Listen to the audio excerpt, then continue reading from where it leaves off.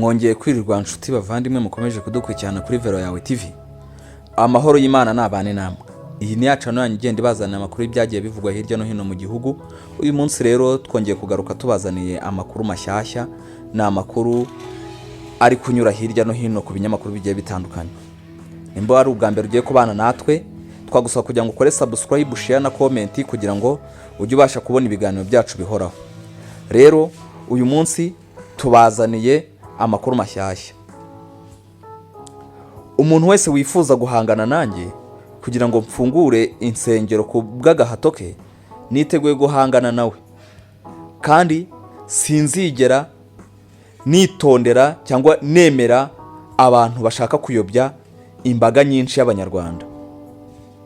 Ahubwo nzarwana nabo, kandi nta bwoba mfite, kuko sintinya umuntu uwo ari we wese waba ushaka kuyobya umubare munini w'abanyarwanda. Iryo ni ijambo rya Perezida wa Repubulika ubwo yari ari mu nama cyangwa ari mu masengesho, ubwo bari bari gushima Imana basengera n'igihugu cyacu cy'u Rwanda. Perezida wa Repubulika yavuze yuko abatekamutwe yabahagurukiye, cyangwa ikibazo cy'abapasteri biyita abakozi b'Imana kandi atari abakozi b'Imana, ari abajura.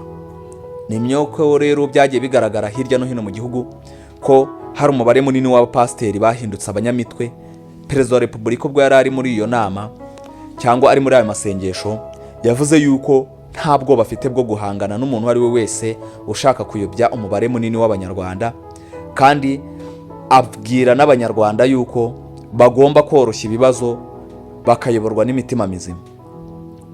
Iryo ni ijambo rero ryaje nyuma yuko mu gihugu hose habaye inkubiri, insengero zimwe na zimwe zikagenda zifungwa, zigashyirwaho akagufuri, izindi zigategekwa ko zigomba gusenwa burundu. Ni nyuma yuko rero hari hamaje iminsi hari kuvugwa cyangwa hari kugaragara amarira y'abanyarwanda menshi, abakristo bagiye batandukanye bari kugenda bavuga yuko hari abakozi b'Imana bagiye babamburira mu rusengero cyangwa babaka ibyo bari bafite. Ni nyuma yuko mu mujyi wa Kigali hagaragaye ko hari umugore waba warariwe amafaranga ye yose, abeshwa yuko bagiye kumusengera kugira ngo abone urubyaro. Uwo mupasteri rero yahengamiye ku ruhande uwo muntu yari afite ikibazo, aramubwira ati rero ugomba kuzana amafaranga nkazagusengera noneho ukabona urubyaro. Kubera ko uwo mubyeyi yari afite ikibazo gikomeye cyane, yafashe amafaranga arayamuhereza miliyoni zirenga 5. Aramubwira ati njyewe wompa amafaranga, ubundi ngenda nkusengere, Imana yo mu ijuru irabyumva, njyewe njya nyisenga ikanyumva. Perezida wa Repubulika nukunda kugaruka ku kantu cyangwa ku ijambo rivuga ngo Imana ijya kubabwira ngo mugende muyibwire cyangwa mugende mumubwire, iby'imanza igiye kumwibwira kuko nawe yaremwe nayo. Rero nyuma yuko hagaragaye iyo mitwe myinshi, nkuko mugenda mubibona mu nsengero zigiye zitandukanye, ugasanga umuntu arakennye nkuko perezida yabigarutseho, ariko umuti wa mbere abonye cyangwa umuti ugomba kumukiza icyo kibazo cy'ubukene ni ugushinga itorero. Rero perezida yavuze yuko agomba kongera nawe agahagurukira abo bapasteri b'imitwe, akavuga yuko hari abapasteri cyangwa hari amadini amwe n'amwe yigisha abantu kugumukira leta, kandi nk'uko Bibiliya ibivuga, ubuyobozi bwose bushyirwaho n'Imana. Rero Perezida wa Repubulika hari agakorasi akunda kavuga ngo ndandambara yantera ubwoba. Ako gakorasi rero uwo munsi yorongeye agasubiriramo abari bamuteza amatwi, nyamara ibyo ari gukora nibyo, kuko wajyaga gusanga ugasanga mu mwanya wo kugira ngo mu rusengero rw'Imana habimo aho gukirira, ahubwo naho kwibirwa cyangwa naho kwangirirwa, ntabwo mbese hakiri aho kurwarira, kubera yuko ibikona cyangwa uduca twivanze n'inkoko ku buryo utavangura. Rero Perezida wa Repubulika yakomeje avuga ko hari abashaka kuyobya uwo mubare w'abanyarwanda, avuga yuko nawe atazigera abihanganira cyangwa abareka bakwangiza uwo mubare munini w'abanyarwanda, kuko nawe n'Imana yamushizeho.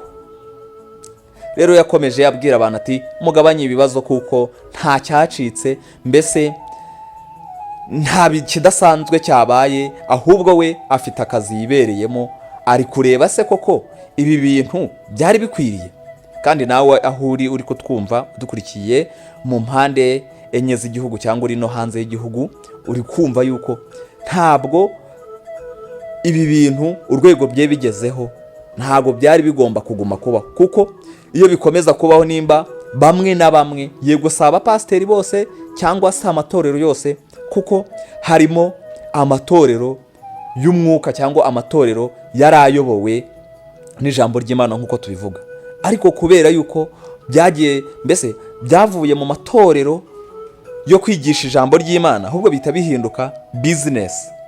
Oya, Perezida wa Repubulika rero ati niteguye kurwana nabo, ahubwo babikore, kuko ibyo yabivuze ashingiye ko hari bamwe na bamwe bari batangiye nk'uko mwabibonye ku mashusho media agiye atandukanye, abantu ati igihugu cy'u Rwanda ntabwo gikunda abasenga, kandi nyamara ntabwo cyanze ko abantu basenga, ahubwo cyabonye ari wo murongo mugari abantu bari kuyoberamo.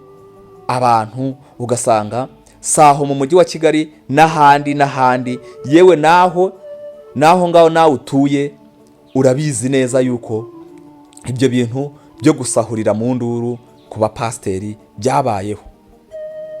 Si ibyo gusa rero, birakomeje, aho biri kugenda bivugwa yuko n'ubundi abapasiteri batigeze bicara ubusa, ahubwo n'ubundi bwa butekamutwe bagenda babukomeza, ahubwo ubu noneho ngo biri gukorwa online, aho umupasiteri ahamagara abakristo ati muze muturire uyu munsi wanjye, ndaba nicayeyo, mugende muza mbaho umugisha. Rero si uko byakagiye bigenda, ahubwo icyo gihe perezida yakomeje avuga yuko atari ukurwanya ubwoko bw'Imana, ahubwo hari amatorero amwe n'amwe agenda ayobya abantu agenda bavana mu murongo, abafata babwira ati mwebwe ntimuzajye kwikingiza iyi ndwara, iki cyorezo. Ibyo byaragaragaye cyane muri corona, muri covid byagaragaye yuko hari abantu bamwe na bamwe n'izi saha batigeze bikingiza, ngo bari guhunga, ngo ni ikimenyetso cya Satani. Ayo matorero nk'ayo rero niyo ahubwo ubuyobozi bwacu bwicaye buri kuvuga ati se tuyavangure gute? Tuyavangure dute ko tureba impyisi zagiye mu ntama? Tubivangure dute?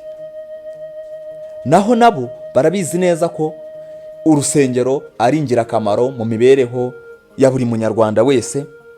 Rero yakomeje avuga ko hari abapasiteri cyangwa hari amatorero amwe n'amwe yagiye abigenza uko, akavuga ati wijya kwivuza. Yavuze urugero rushekeje ariko nanone rubabaje, aho umubare munini, aho bari iyo mu mahanga, aho umubare munini wigeze kuyobera ku mupasiteri abwira abantu ati muze tugende njye kubasengera, ntimuzajye gufata ibinini bya sida, ahubwo ngewe nzabaha umuti, ngewe nzabasengera. Akomeza avuga yuko mbe nabo ngabo ahubwo ari bo barwaye, mbere yuko basengera abo bakabaye bagira ute nabo ubwabo bisengera. Abo bapasiteri rero ngo bagafata abantu bakabajyana ahantu mu misozi bakabasengera, ngo barangiza bakabahereza itaka ngo nibarye ngo sida irakira. Icyo gihe yakomeje avuga ko hagowe cyangwa haguye umubare munini w'abantu. Aravuga ati ibyo rero bene ubwo buyobe ntabwo yabwitondera. Akomeza avuga ko hari abandi barara mu biti hejuru ngo basanze Imana, ngo kubera ko igitari kirekire uvuye ku butaka niko kwiyegereza Imana. Akomeza avuga yuko hari abandi bajya munsi y'urutare, akavuga ati hari amadini amwe n'amwe abwira abantu ati muzajye munsi y'urutare, hahandi mwumva yuko umwuka wa nyuma uri guhumeka ari wo wa nyuma, ubwo ngubwo ngo Imana izahagusanga kuko zaba wibabaje. Ariko akomeza avuga yuko ubwo ari ubuyobe, ahubwo abantu bagomba kuyoborwa n'imitima mizima, apana kuyoborwa nuko bababwiye ngo mujye kwibabaza, mujye kwishyira mu mugozi, ngo nibwo Imana irabasanga aho ngaho mugiye gupfira. Oya, ahubwo akomeza avuga ko abanyarwanda tugomba kuyoborwa n'imitima mizima, kandi akomeza avuga yuko tugomba koroshya ibibazo kuko nabo barabizi neza. Kandi koko birakwiye, hari insengero zimwe na zimwe bigaragara urusengero rwubatswe ahantu mu musozi ku buryo n'inkuba yakubita abarimo bose bashiriramo, ugasanga nkuko mu biganiro byagiye bitandukanye twagiye tubagezaho, nkuko twababwiye ko Minisitiri w'ubutegetsi bw'igihugu Jean Claude Musabyimana yagiye abigarukaho cyane, akavuga ati ugasanga abantu bafite amamodoka, Range Rover aparitse aho ku muhanda, ariko ugasanga ahantu bagiye gusengera nimo hasi mu gishanga, hahandi n'imvura ishobora kugwa, umwuzure ukaba wabatembana cyangwa ukaba wabangiza. Yakomeje avuga ku kibazo kijyanye n'abapasiteri b'abatubuzi cyangwa abiyita abakozi b'Imana, avuga ati umuntu nimba akennye ubwo ibisubizo cyabonetse no gushinga itorero. Ariko yaje gukomeza avuga ko niyo waba ufite diplome, iyo diplome yawe cyangwa bigomba gukorerwa igenzura bakabona ubukwemerera kuba washinga itorero, kuko byagiye bigaragara yuko abapasiteri b'imitwe bari kugenda biyongera cyangwa abakora ibitajyanye n'amategeko y'u Rwanda. Yakomeje avuga yuko politike n'idini ari ibintu bigiye bitandukanye. Rero nkuko Perezida wa Repubulika wacu yabitubwiye, tugomba kuyoborwa n'imitima mizima. Murakoze cyane, mwari kumwe n'umusore wanyu Venuste wabagezagaho iki kiganiro. Twabasaba kugira ngo nimba utari wakora subscribe, kore subscribe, share na comment kugira ngo tubashe kubona urukundo rwanyu mugenda mutugaragariza. Murakoze, Imana nibaha umugisha. Ciao ciao.